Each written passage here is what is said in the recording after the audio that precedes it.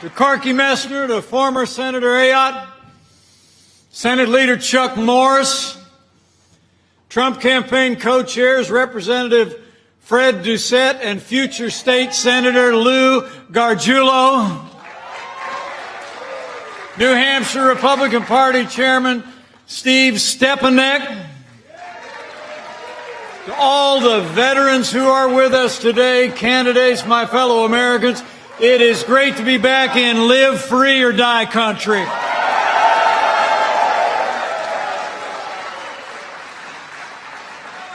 And I got to tell you, to be here in the Granite State, just 42 days away from another great victory for the American people when New Hampshire and America vote for 4 more years of President Donald Trump in the White House.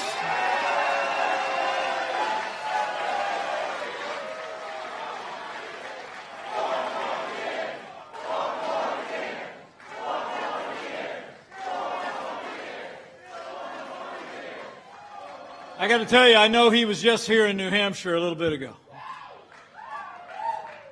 But when I talked to him this morning and told him I was headed back to the Granite State, I think he sounded just a little bit jealous.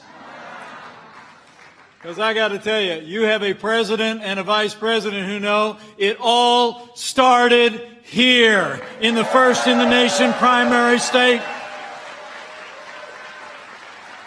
And the road to victory goes straight through New Hampshire.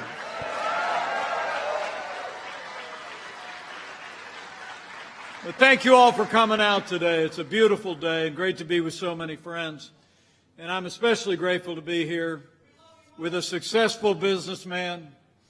I love you too, doggone it. Especially great to be here with a successful businessman. He left home when he was 17 years old.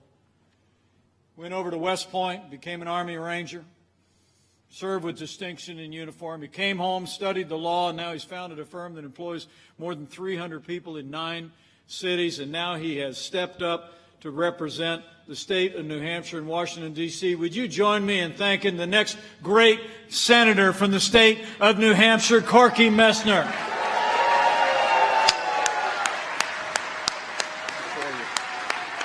Let us start.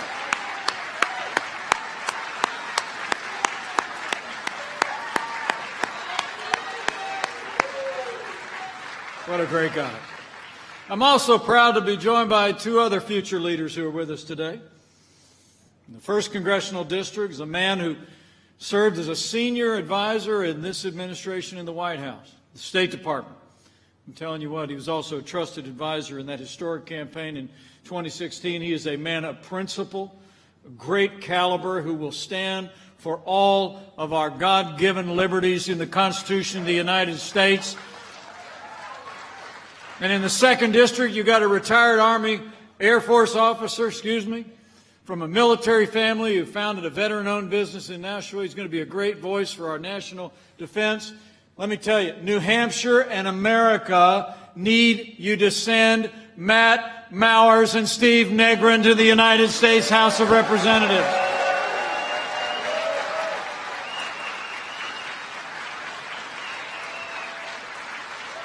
And we need him there in a new Republican majority.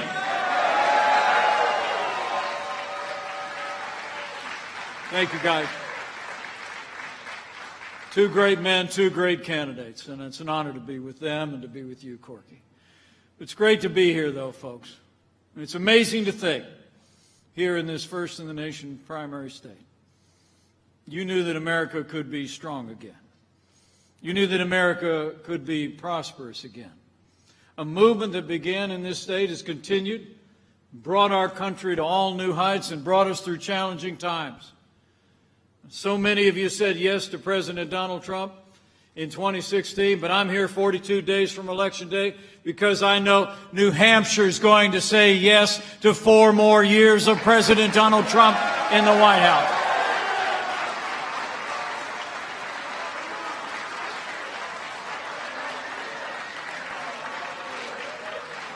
And it's because of what we've all done together. It's incredible. 4 years ago, we inherited a military that had been hollowed out. by budget cuts, an economy that was struggling to break out of the slowest recovery since the Great Depression. Terrorism was on the march around the world, and we witnessed a steady assault on our most cherished values.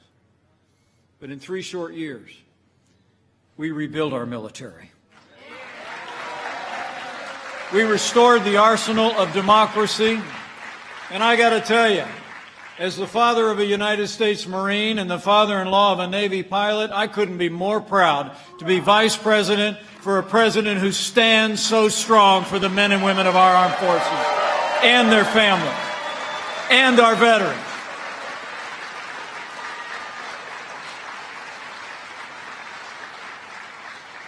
So it wasn't just our national defense. This president also revived our economy. We cut taxes across the board for working families, small businesses, and family farms. We rolled back more federal red tape in the last 3.5 years than any administration in American history. We unleashed American energy, fought for free and fair trade, and in just 3 short years, businesses large and small created more than 7 million good-paying jobs, including 19,000 jobs right here in the Granite State.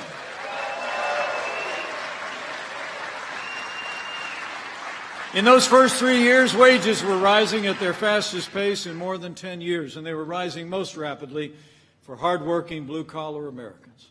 In the midst of all of that, more security, more prosperity, President Donald Trump has stood without apology for the sanctity of human life.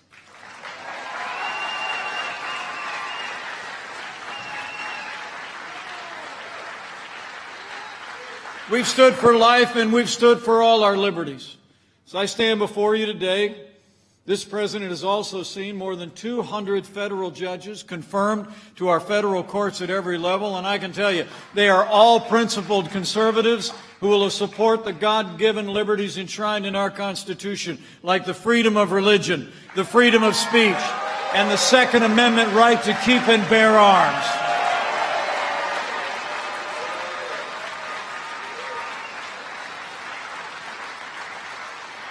Principal judges like Justice Neil Gorsuch and Justice Brett Kavanaugh. And let me take a minute. Let me take a minute to thank a former Attorney General and your former Senator who played a critical role in seeing our first nominee confirmed. She was there at Justice Neil Gorsuch's side every step of the way in our first year in office. Join me in thanking former Senator Kelly Ayotte for a great job for America. Thank you, Senator.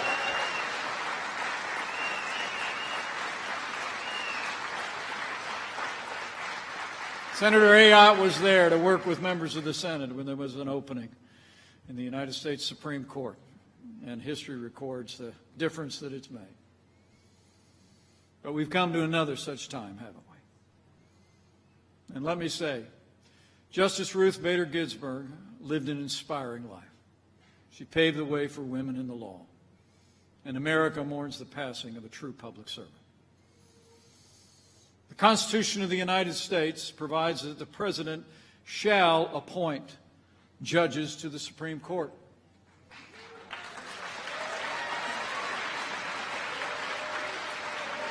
And before the week is out, after we honor the life and memory of Justice Ginsburg, President Donald Trump will do just that.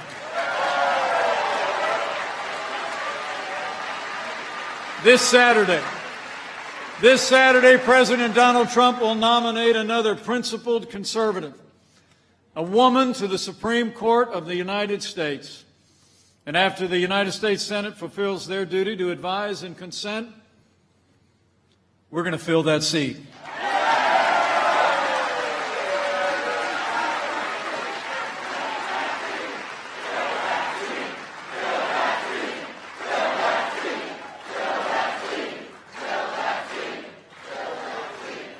We're going to fill that seat.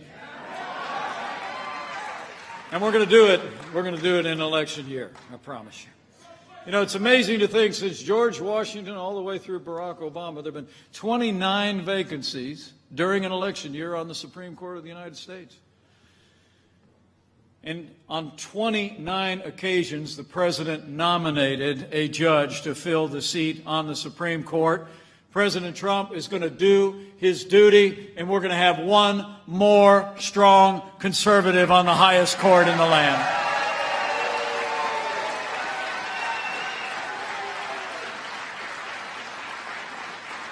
So our President has stood for a strong national defense. Less taxes, less regulation, free and fair trade. We've stood every day for the rule of law, appointing judges at every level of our federal courts.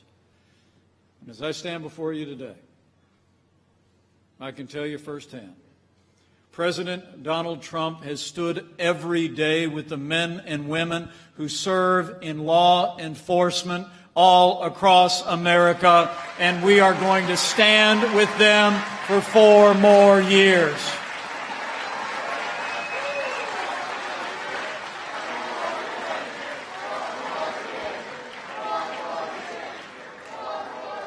Now, President Trump and I know the men and women of law enforcement are some of the best people in this country. They put their lives on the line every single day. They literally count our lives more important than their own. And those who serve on the thin blue line of law enforcement deserve the respect of every American every single day.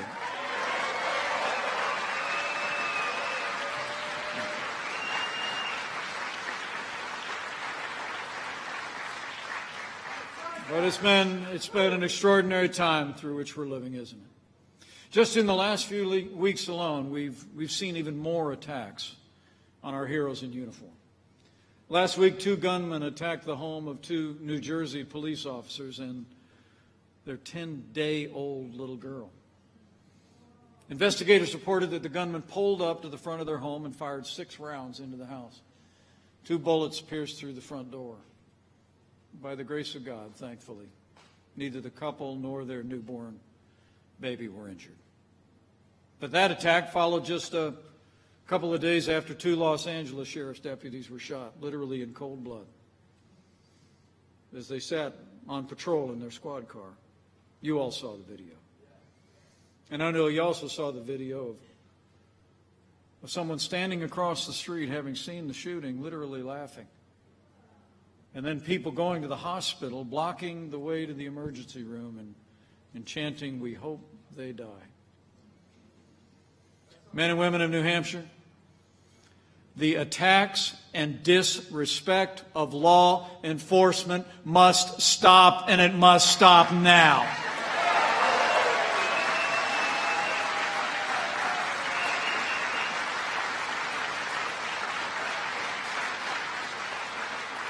Now, President Trump and I will always support the right of Americans to peaceful protest, but rioting and looting is not peaceful protest. Burning businesses is not free speech. Threatening or engaging in violence against innocent civilians or those in law enforcement will not be tolerated, and those who do so will be prosecuted to the fullest extent of the law.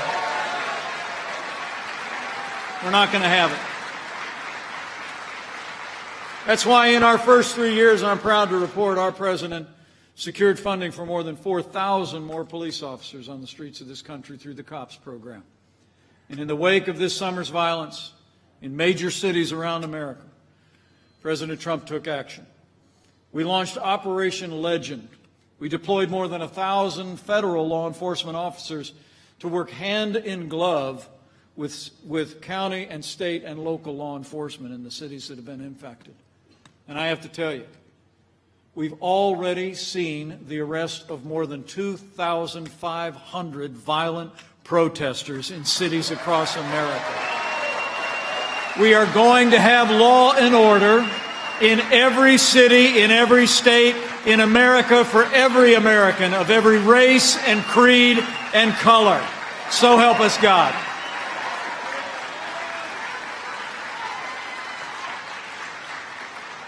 Now, for months, all Joe Biden ever talked about was peaceful protesters, remember?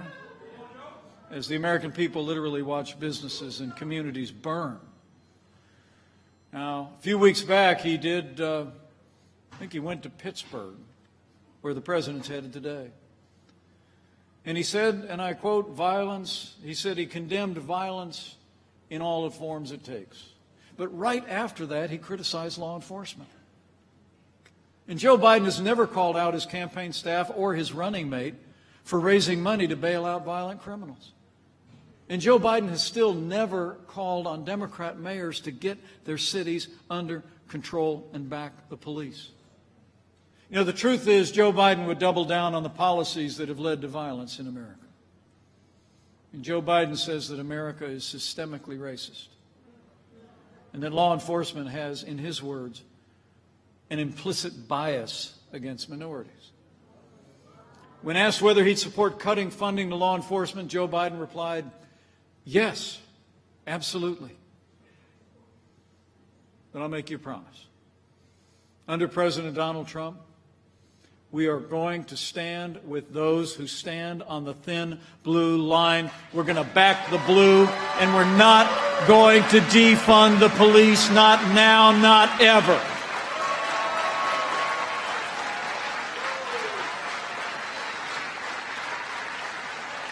You know, the people of New Hampshire know we don't have to choose between supporting law enforcement and standing with our African-American neighbors and families and minorities in our major cities.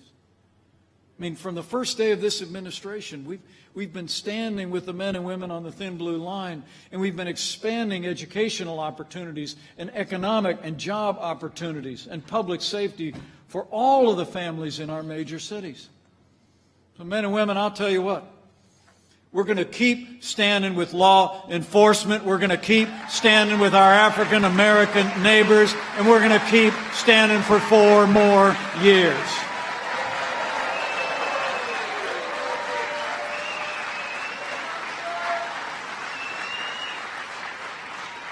So if you're taking notes, we rebuild our military. We revived the economy. We stood for life and liberties and law and order. Corky, you got all? The truth is, in the first 3 years, we created the greatest economy in the world. America's respected again. Our liberties were more secure. And the constitutional foundation of our nation was strengthened. In a word, in those first 3 years, we made America great again. We did.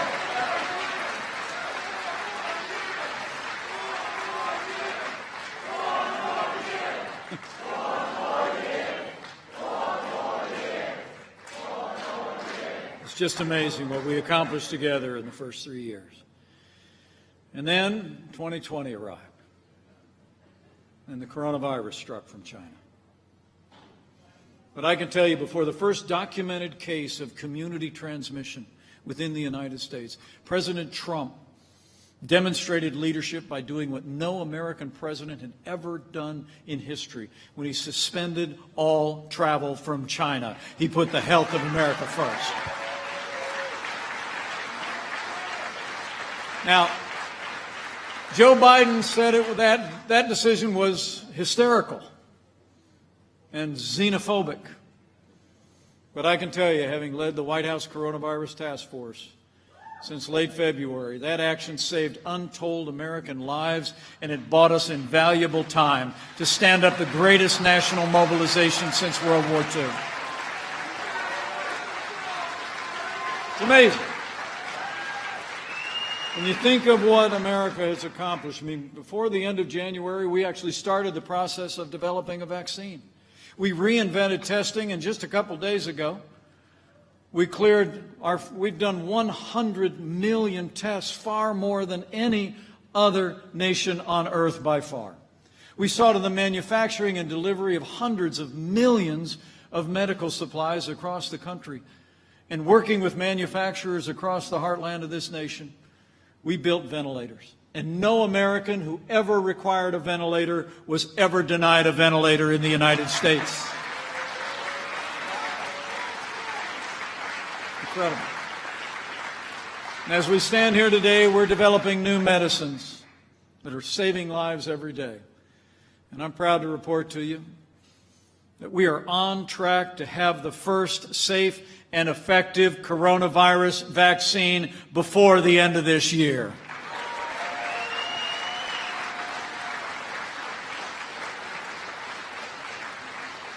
We're slowing the spread. We're protecting the vulnerable. We're saving lives and developing life-saving medicines.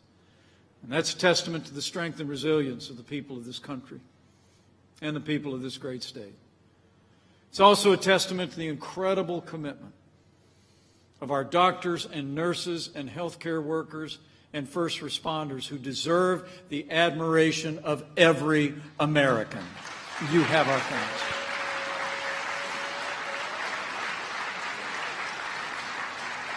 The progress we've made over this challenging time is a testament to the American people. It's a testament to your president and the leadership marshaled at the national level. But it's also a testament to the partnership that we forge with states all across the country. And let me just take a moment to say, it's also a tribute to the strong and consistent and compassionate leadership of Governor Chris Sununu. He's led this state through a challenging time, and he has our thanks.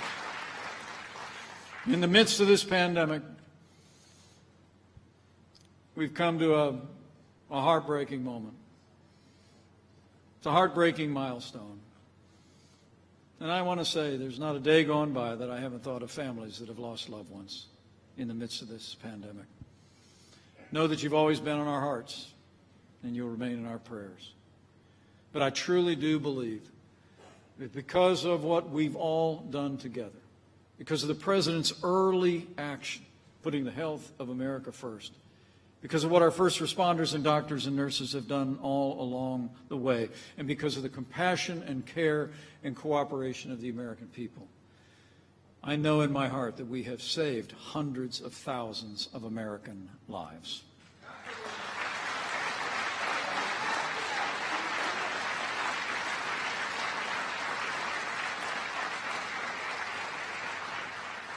And in the midst of this pandemic, we've also focused on the impact on families. Early on, President Trump made it clear we were going to do whatever it took to get families and businesses through this challenging time.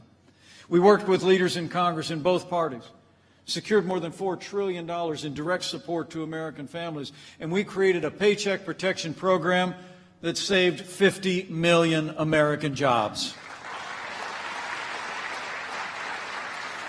So we're going to continue to put the health of America first. We're going to continue to put the health of America first, I promise you, until we reach that day that we have that vaccine and we put this coronavirus in the past. But I'm proud to report to you that because of that strong foundation we poured in our first 3 years, and because of the unprecedented aid that the President was able to secure for families and businesses, after losing 22 million jobs at the height of this pandemic, we've already seen 10.6 million Americans go back to work, including 59,000 Americans right here in New Hampshire. In this state alone, in the month of May, there was a 17% unemployment rate, but the governor just told me a little bit ago, New Hampshire, 5.1% unemployment. We are opening up America again, and we're opening up America's schools.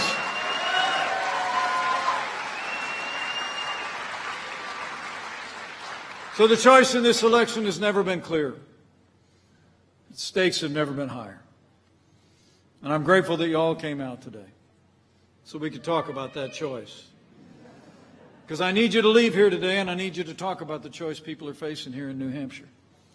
We came real close in 2016 in the Granite State. But I know the people of New Hampshire,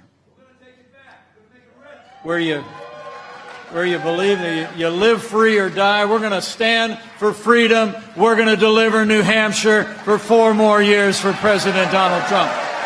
But you got to get out and tell the story.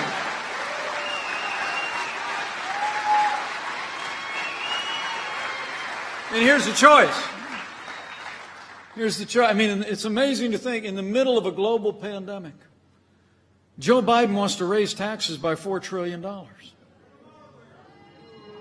President Trump, we cut taxes across the board for working families and businesses, and we're going to keep cutting taxes for 4 more years. That's the choice. Joe Biden wants to bury our economy under an avalanche of red tape. He's got his own version of the Green New Deal. President Trump, we actually signed more laws cutting federal red tape than any administration in history, and we're going to keep on chopping for 4 more years. Joe Biden is for open borders, sanctuary cities, free lawyers, and health care for illegal immigrants. President Donald Trump made record investments in our border security. Mexico's doing more to secure our border and theirs than ever before, and we've already built 300 miles of that border wall on the southern border of the United States. And with 4 more years, we're going to build it all.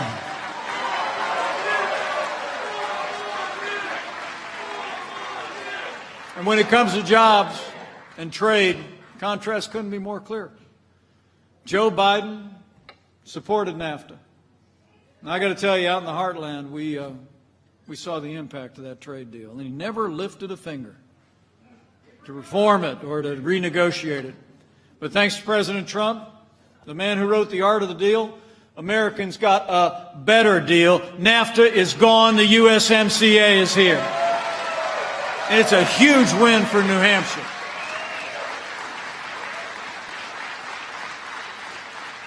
You know, when we came into office, half of our international trade deficit was with one country, the People's Republic of China. I mean, $500 billion a year lost in a trade deficit. For decades, Joe Biden's been a cheerleader for communist China. President Trump, he put China on notice from day one and said the era of economic surrender is over. From early on, our president used his authority. We imposed tariffs on China. We stood strong for American private property. Do you know Joe Biden actually wants to repeal all of the tariffs President Trump put into effect that are leveling the playing field for American workers? But I'll make you a promise. President Donald Trump is going to continue to stand strong against China's trade abuses. We're going to put American jobs and American workers first until China opens their markets and respects private property of Americans.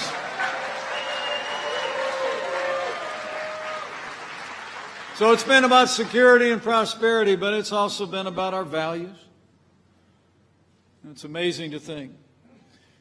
Throughout his career, Joe Biden was one of those Democrats that said while he supported abortion rights, he didn't support taxpayer funding of abortion.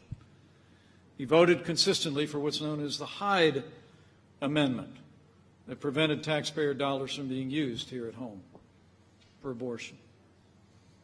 But it was about a year ago, Joe Biden abandoned his historic opposition to taxpayer funding of abortion. And now Joe Biden supports taxpayer funding of abortion all the way up to the moment of birth.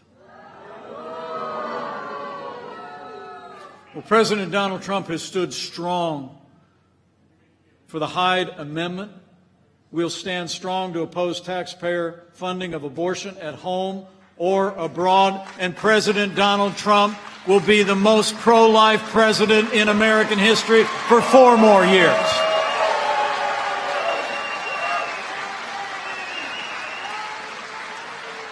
And we all know, Joe Biden, they keep asking him to publish his list of judges that he'd appoint to the courts. I saw him give a speech this weekend where he said he's not going to do it. This week, we all know, Joe Biden would appoint activist judges to the courts who'd legislate from the bench. And this president, as I said before, has appointed more conservatives to our Court of Appeals than any president in American history. And we're going to keep on appointing strong, principled conservatives from the Supreme Court to all of our federal courts for 4 more years. President Trump, for his part, just released a list, a new list, just like he did in 2016. He told the American people if there were openings on the Supreme Court, he'd draw from that list, and I was there every step of the way when he did just that. He kept his word, and he'll do it again when we fill that seat.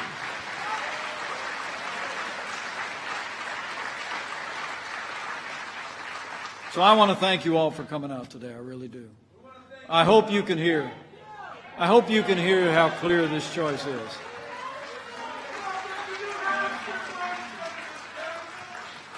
I hope you all can see how clear this choice is, men and women. I mean, the truth of the matter is that we got 42 days to keep America headed on the right track, because we know what they'll do.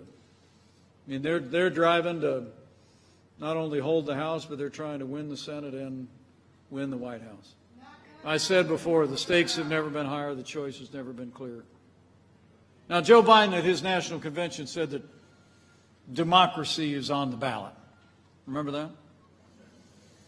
Well, I can tell you, I think our economic recovery is on the ballot.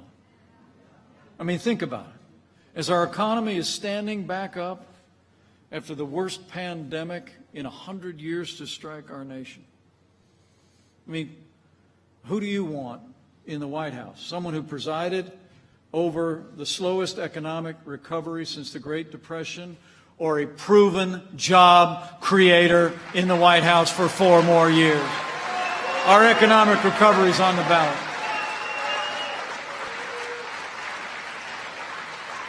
Joe Biden says democracy is on the ballot, but I think law and order is on the ballot as well. But, before I leave you, I do want to tell you, I actually think that there are things more foundational to this country that are on the ballot as well. When the dust settles in this election, I think it's not going to be a matter of whether we're, as a nation, more Republican or more Democrat, whether we're more liberal or more conservative, more red or more blue. I think the choice in this election is whether America remains America.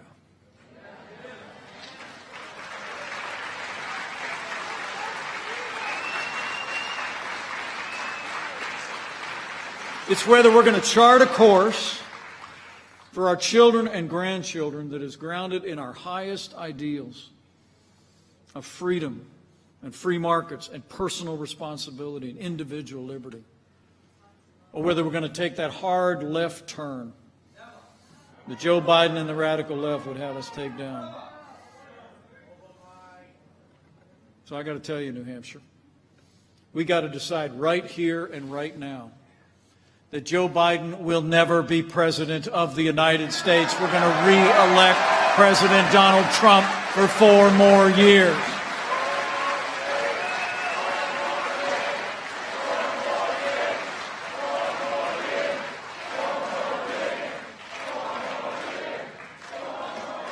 I mean, I got to tell you, it really is great to be here at the Laconia Municipal Airport. And I'd have landed my plane here, but we needed just a little bit more runway. But I'm grateful that you came out. But I got to tell you, I hope you leave here today and tell the story of what you've heard today. See, I was out at Laconia Airport. I ran into Mike. And he was talking about the choice we face. Just tell him I said 4 more years means more jobs.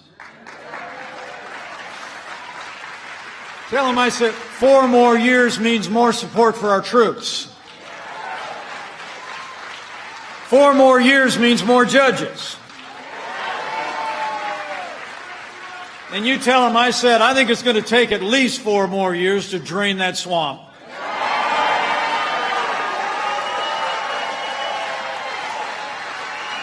Man.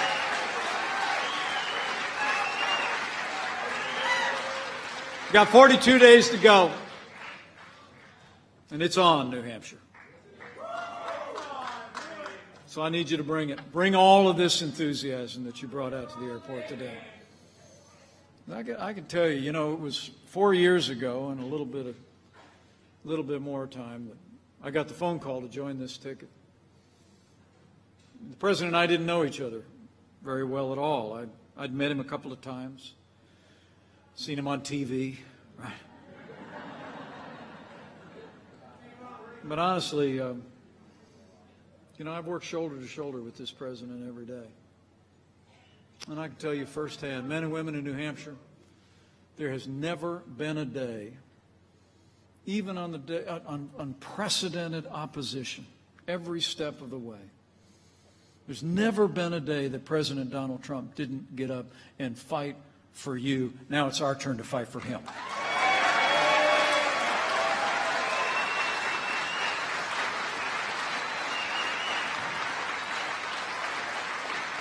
And I know you will. The President and I both know the strength of this country isn't found in the marbled halls of Washington, D.C. It's found in places like Laconia.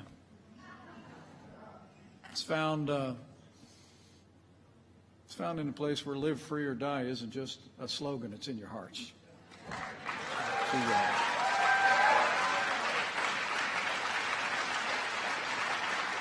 It's found in the timeless words of New Hampshire's own Daniel Webster, who said, and I quote, "God grants liberty only to those who love it and are always ready to guard and defend it."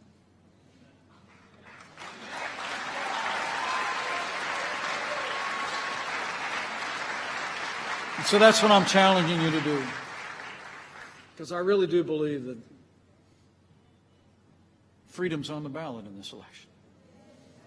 I believe it with all my heart. And it's why I wanted to come up here to New Hampshire, just to challenge you to go out and tell freedom's story. Tell about everything that we were able to do in those first 3 years. And when you go, I encourage you to have faith. Have faith in our fellow Americans in this first in the nation primary state where you always play an outsized role in the direction of the nation.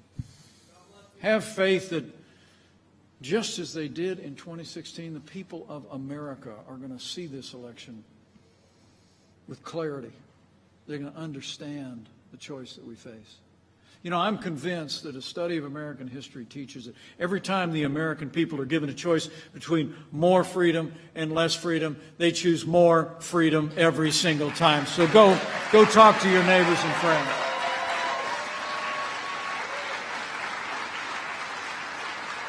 And finally, in these times of great challenge in the life of our nation, where we seem to see more division than any time in my lifetime, I'd encourage you to exercise that other kind of faith too. If you're of a mind to bow the head or bend the knee from time to time, I'd encourage you to do that too. And on this one, I'm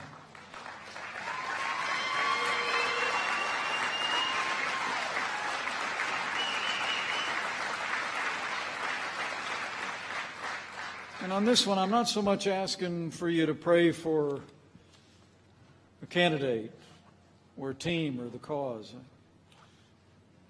You know, I truly do believe that there will always be more that unites us in this country than could ever divide us, and chief among those things is faith. So claim those ancient words, that if his people who are called by his name will humble themselves and pray and turn, he'll do like he's always done in much more challenging times in the life of this nation. He'll hear from heaven and he'll heal this land, this one nation, under God, indivisible, with liberty and justice for all. So pray for America. Pray for all the American people. It'll make a difference. And I'm absolutely convinced that with your continued support, with all of this enthusiasm every day for the next 42 days, between now and November 3rd, we're going to make New Hampshire and America stronger than ever before. We're going to make New Hampshire and America more prosperous than ever before. And with President Donald Trump in the White House for 4 more years, with Corky Messner in a renewed Republican majority in the United States Senate, with Matt Mowers and Steve Negrin in a new Republican majority in the Congress, and with God's help, we will make America great again, again. Thank you all very much. God bless you, and God bless America.